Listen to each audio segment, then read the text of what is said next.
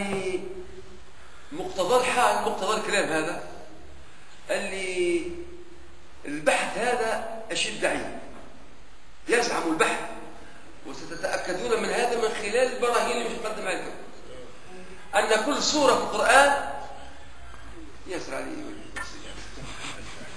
كل سورة في القرآن يا أخواني الكرام راهي مبنية بنية، مبني فيها بنية، بناء. أنا أقول البناء باش يعمل حجيرات يرصفها. فرق بين واحد يبني واللي يكدس.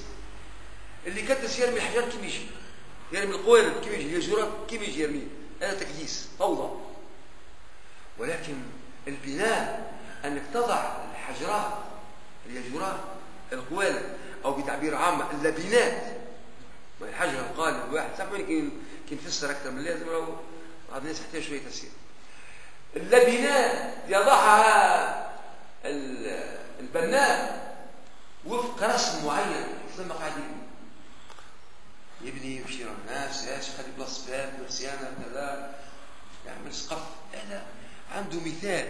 اللغه بتاع البور يقول بلان، عندك بلان ترسم وفقه البنيه بتاعك، تبني تضع.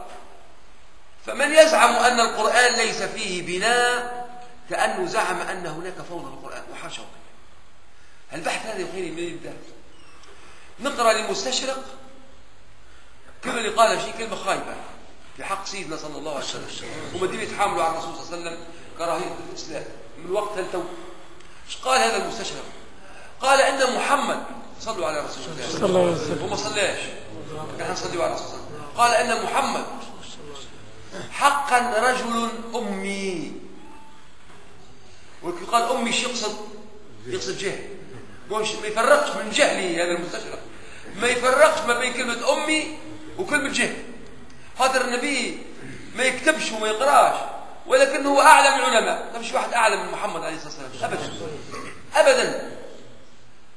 ولكنه امي ربي وما كنت تعلم الكتاب ولا تخط بيمينك اذا لارتاب المبطلون. فاذا الاميه في الرسول مكرمه فضيله. هو قال محمد امي وهو يقصد جهل، انه حقا رجل امي. قال ولا ادل على امنيته من الفوضى التي تسود قرانه. اولا ما اعتبرش قران ربي، قران محمد مكرا وكيدا وزندقه وكفر، ثم اعتبر القران كله فوضى. انا اخوكم الحبيب قعدت افكر شو القران فوضى، هذا كلام نقرا في كتب التفسير بكل صراحه ما نلقاش اللي كتب التفسير انتبهت الى البناء اللي في القران. قالوا العالم فسر لك في ايات بعد ينقز من موضوع الموضوع، وكأن القرآن قاعد ينقز من موضوع الموضوع، بينما القرآن لا، القرآن مبني بناء عجيبا دقيقا مذهلا إلى حد الإعجاز. كيفاش هذا؟ الصورة بتاع القرآن أي سورة من سورة الفاتحة إلى سورة الناس مرورا بأكبر أطول السور كالبقرة وآل عمران وغيرهما، كل سورة مبنية بنمط واحد. كل السور مبنية بنمط واحد. شنو البنية هذه؟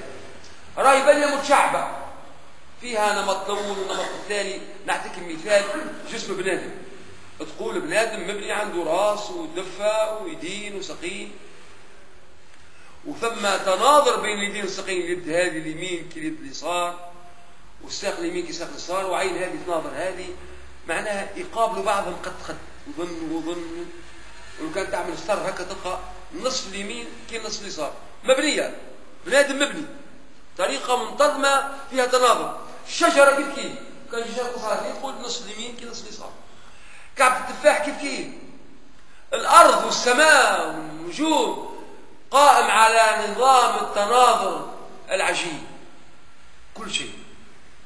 السوره نفس الشيء، يجعل ربي فيها تناظر ما بين شطر اليمين وشطر اليسار. ايش معنى الكلام هذا؟